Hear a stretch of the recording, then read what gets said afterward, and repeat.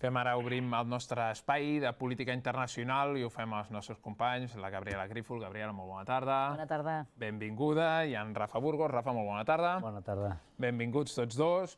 Comencem posant la mirada crítica que sempre intentem fer posar aquí en aquest espai del Badalona 360 sobre aquest amuntegament de persones que hi ha just ara a la frontera entre Bielorússia i Polònia. Perquè ens fem una idea, són varis milers de persones que arriben des de països de l'Orient Mitjà, que venen cap a Europa o que arriben a Europa i aquí s'han trobat una vegada més amb un cul de sac. Una frontera militaritzada, la de Polònia, que no els deixa entrar i queden en terreny de ningú, en unes temperatures, o amb una entrada a l'hivern que poden arribar a unes temperatures molt sota zero, molt gèlides.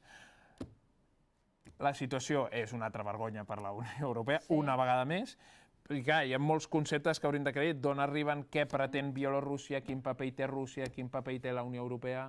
Gabriela. Bueno, diguéssim que aquesta onada migratòria sí que podríem dir que està com condicionada o planificada. Vull dir, no podem perdre un context important, que és que Bielorússia, des de fa un any que va escollir un govern que no ha estat reconegut per la Unió Europea i que pateix sancions econòmiques perquè considera que hi ha violació de drets humans i tal, és una resposta que ha fet davant d'aquesta situació d'aquestes, diguéssim, sancions de la Unió Europea, que ha dit, doncs mira, ens castigueu, no reconeixeu el govern i tal, doncs mira, nosaltres farem de pont aeri al cor d'Europa de tota aquesta onada migratòria, no? És a dir, cada vegada és més difícil el tema de costes pel tema climàtic, però són avions que venen d'Istanbul, venen també de l'Aràbia Saudita i venen de l'Iraq, i són avions amb línies regulars,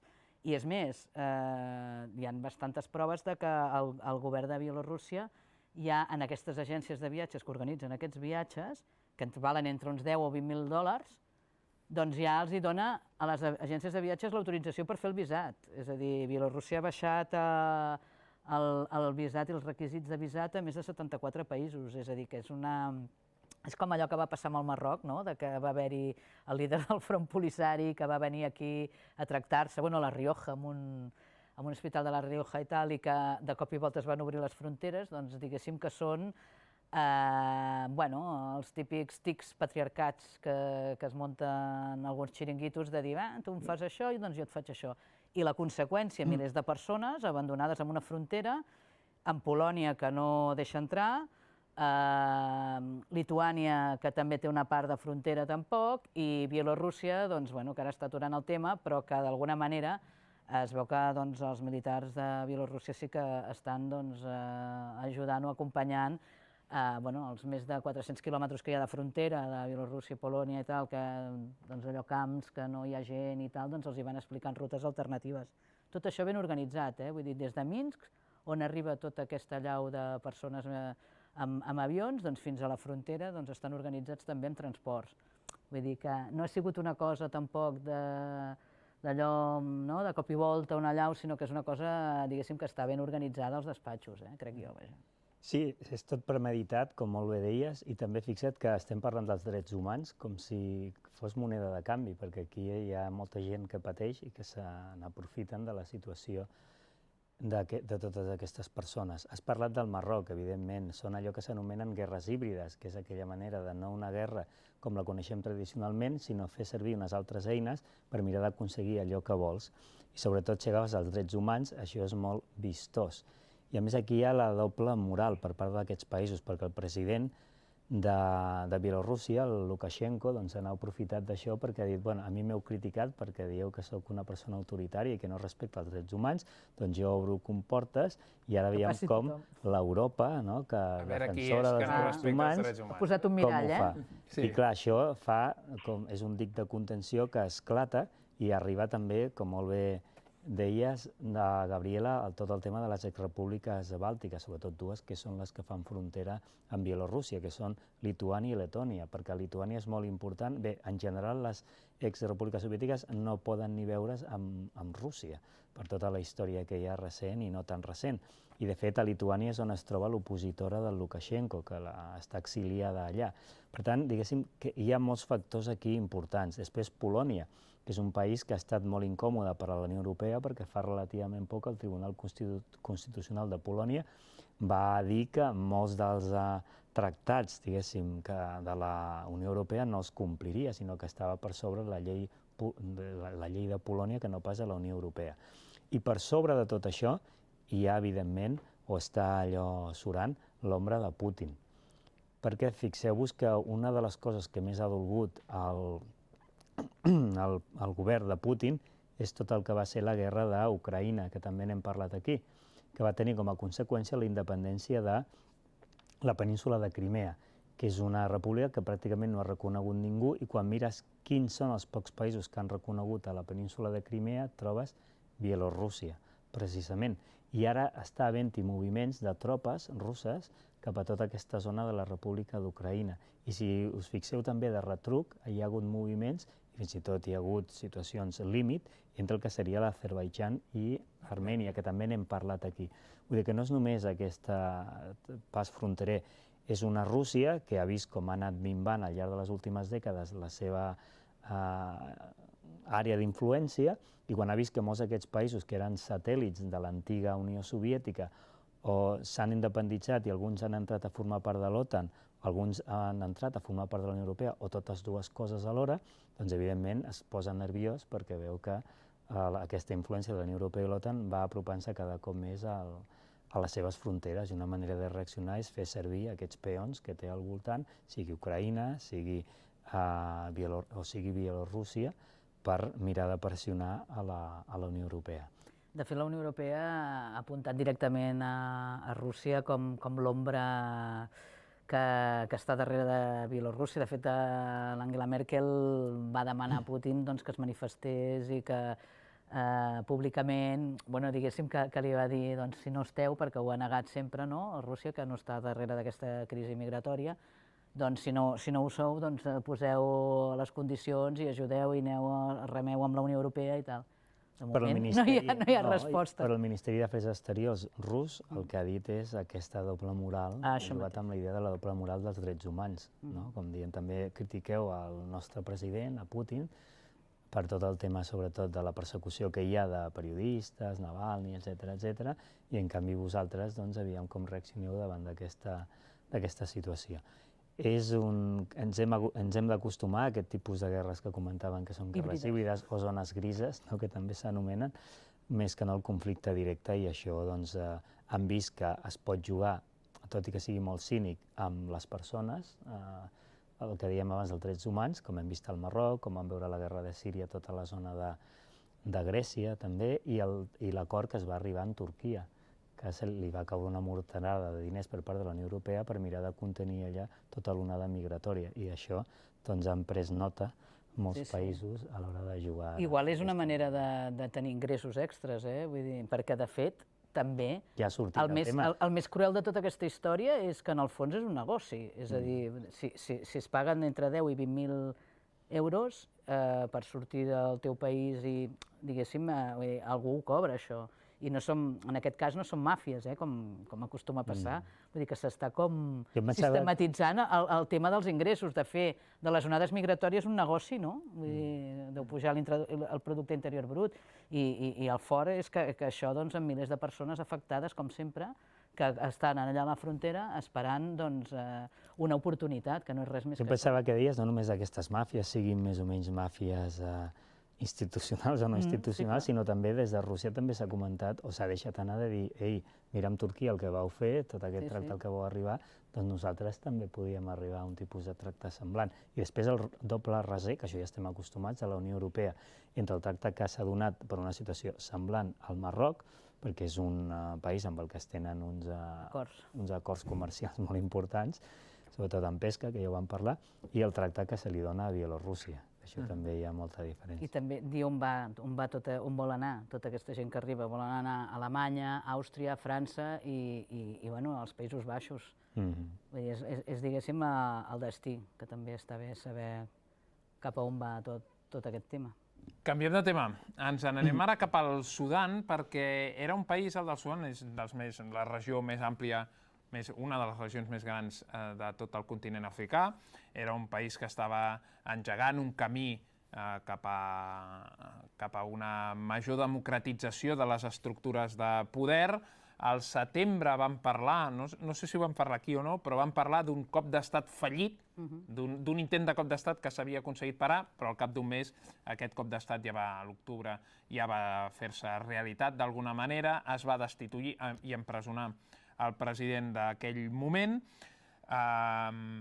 i justament avui aquest president ha estat alliberat. Sí que és veritat que la resposta en aquest cop d'estat al carrer va ser immediat i persistent fins avui en dia, que s'ha aconseguit això. Ara veurem cap on va tot plegat, però per què ens hem de fixar, per exemple, Rafa, en tot el que ha passat al Sudan? Clar, fixa't que aquí tornem a estar en una altra àrea molt important. Política, però de primer nivell. Molt important. Perquè estem parlant, per situar-nos tots una miqueta, perquè això sempre va bé, jo sempre ho dic, mirar els mapes.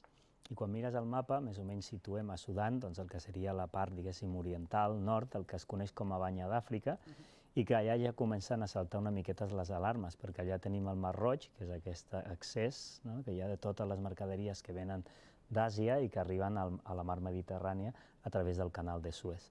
Per tant, important. I després, quan mires el mapa amb deteniment i veus tots els països, o molts dels països que fan frontera amb Sudan, primer, no hem d'oblidar Sudan del Sud. Recordem que és una escissió, un país independent que es va independitzar amb molt de dolor, amb una guerra, i que a Sudan del Sud han quedat pràcticament la majoria de reserves petrolieres que tenia el país. Com molt bé comentaves, era, abans de la secessió, el país geogràficament més gran de tot, no el més poblat, però sí el més gran de tot el continent. Ara amb la secessió no.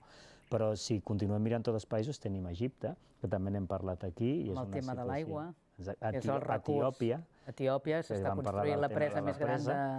Líbia, ja que ens parlàvem de totes les màfies, del tema de migrants, doncs també fa frontera amb Líbia, amb el Txad i amb d'altres països.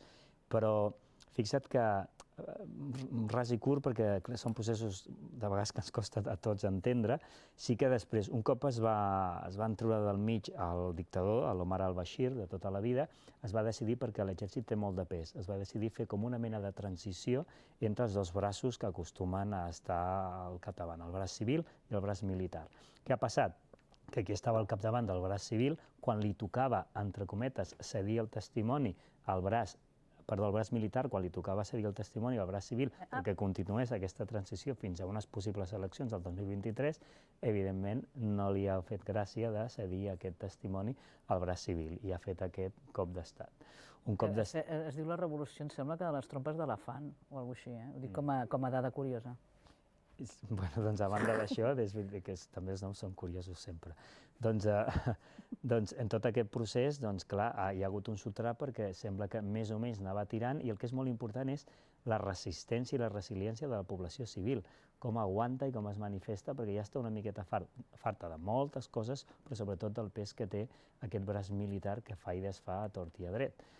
I ara comentaven que avui tenim notícies, que sembla ser que les coses tornen, sembla, a continuar amb aquest procés fins al 2023, tot i que als Estats Units, quan va anar a l'enviat, just quan va marxar a sortir de l'avió és quan es va produir l'altre cop d'estat, vull dir que no estaria molt informat, però sí que hi ha hagut sancions, això d'una banda, i que ha provocat, i després en parlarem, perquè fixeu-vos que Sudan ha acabat reconeixent Israel des del punt de vista diplomàtic, que era un país que sempre havia estat molt distant, i aquí és la pressió també dels Estats Units, perquè era una mena d'intercanvi, tu reconeixes Israel i jo a canvi et trec de la llista de països que dona suport i diners, sobretot al terrorisme internacional. Per tant, aquí també hi ha aquests jocs, diguéssim, dels interessos que hi ha geoestratègicament parlant. Exacte. Però el que és també important ressaltar, que jo crec que ja ho vam comentar en el seu moment, és la situació de Darfur, perquè estem parlant de Sudan i estem parlant d'una zona amb una ètnia que són els Fur, d'aquí ve el nom de Darfur, i que és considerat un dels primers genocidis del segle XXI. I allà ha tingut molt de pes, encara que sigui de manera indirecta, per tot el que està passant aquí, perquè el braç militar allà s'hi va acarnissar molt amb aquesta ètnia de Darfur, i molts dels que s'hi van acarnissar amb tota aquesta ètnia són els que ara estan al capdavant d'aquesta braç, diguéssim, militar de tot aquest procés de transició que es va alternant civil i militar fins a aconseguir arribar a les eleccions, unes eleccions lliures que és probable, si no hi ha més sotracs, que arribin al 2023. Que també tot aquest procés de democratització que interromput pel cop d'estat militar i que ara sembla que torna a agafar el curs de la transició democràtica, estava molt calculat i vist amb els països de l'entorn, perquè hi ha altres dictadures militars, de veure com acabava la cosa també, perquè si el cop d'estat triomfa, una mica es fa l'efecte dominó que ja sabem com funciona, i era un perill, per això suposo que els Estats Units també ha intervingut en la qüestió.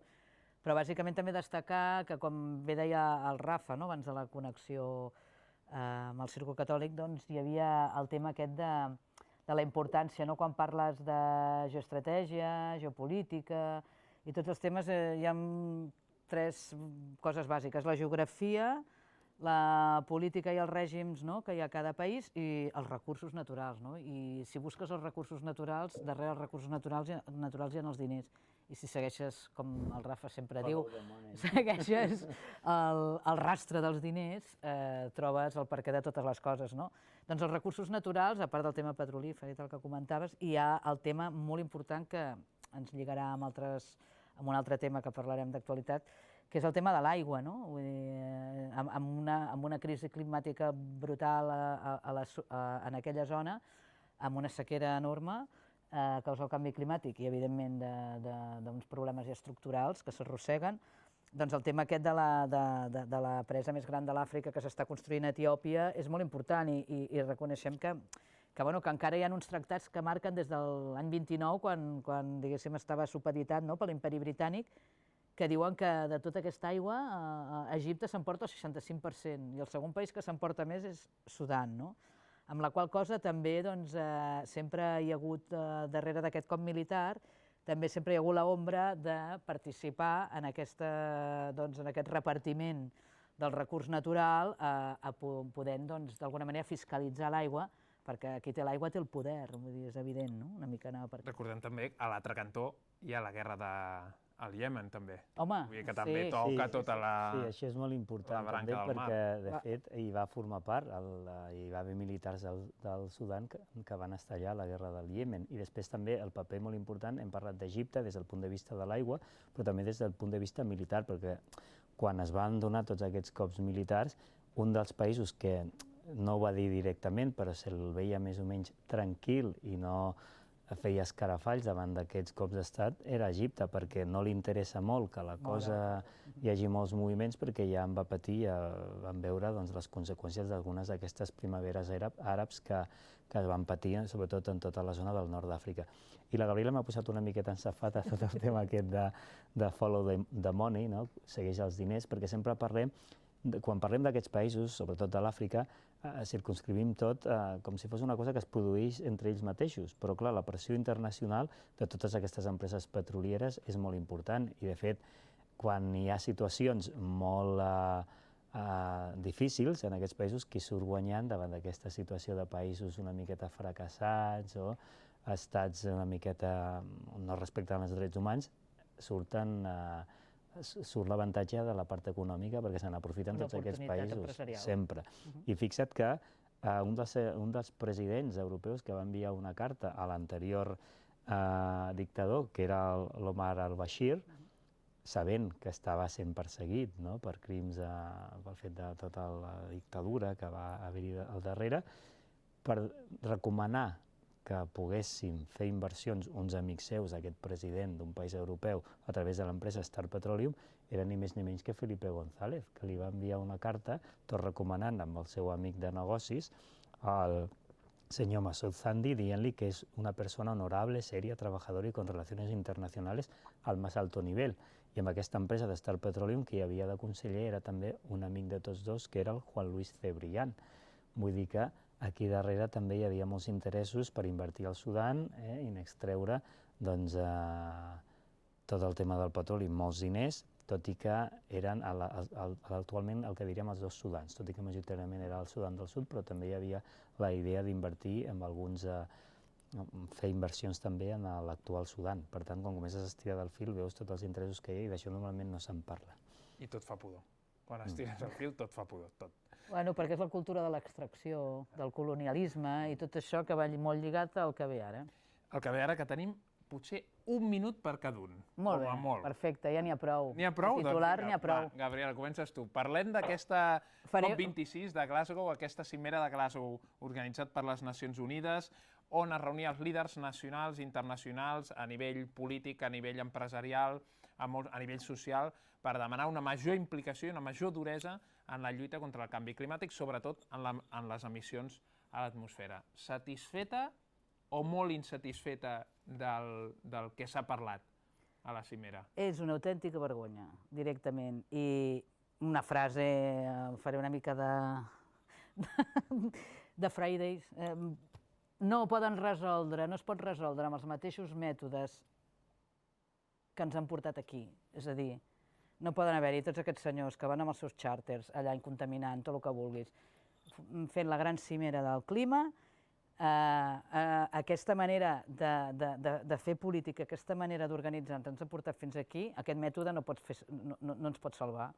Una mica és aquesta la traducció. I per què? Doncs perquè, com sempre ha passat la vida a Brian, s'han perdut més amb la forma, en com la diplomàcia, com posem les paraules, que en fer coses concretes. No s'ha destacat, no s'ha donat finançament perquè els països, diguéssim, en vies de desenvolupament puguin aplicar polítiques de control del CO2 i control dels combustibles. Ja n'hi expliquem que a última hora la Índia es desmarca del tema del carbó i queden allà les vergonyes de Nacions Unides a l'aire, en l'intent de poder arribar a un acord. I bé, que tot això sembla mentida, però fins que no entenguem que la crisi climàtica, també lligant-ho tot, és una crisi migratòria, és a dir, la gent no només se'n va dels països de l'hemisferi sud, no només se'n van, i sobretot amb el tema de l'Àfrica ja n'hi t'explico, no només se'n van perquè hi ha, evidentment, escalfament, hi ha més calor, hi ha menys recursos, hi ha menys aigua, i si nosaltres patim les pluges torrencials, les nits tropicals i tota aquesta cosa, doncs a baix, vull dir, arribarà un moment que no s'hi podrà viure, amb la qual cosa els països del nord hauran de rebre una allau de persones, vull dir que si no veiem que el tema de la crisi climàtica és un tema que afecta a nivell social i que també provoca morts, perquè a Barcelona moren cada any 1.000 persones pel tema de la contaminació, doncs no hi ha res a fer, vull dir, hi ha tota una generació que té per endavant, vull dir, ja pateix l'angoixa perquè els nens se'ls està dient que d'aquí 50 anys el món estarà fatal. Aquesta generació que s'està movent, aquesta generació arribarà un moment que ens asseurem a aquesta taula i direm, ui, què ha passat? Ui, mira, tothom ha sortit al carrer, i ja ho veurem, això. Doncs, res, molt ràpidament. És que quasi que no queden 10 segons, potser. Acords no vinculants i no subjectes a sancions. Amb això jo crec que està tot dit de les conclusions i sobretot diferenciar entre el que són ajuts i els països pobres que demanen reparacions. I una diferència molt important, una cosa és el progrés i l'altra el creixement. Difícil encaixar-los. Rafa, Gabriela, moltes gràcies per seguir amb nosaltres. Fem una petita parada per la publicitat i tornem de seguida. Fins ara.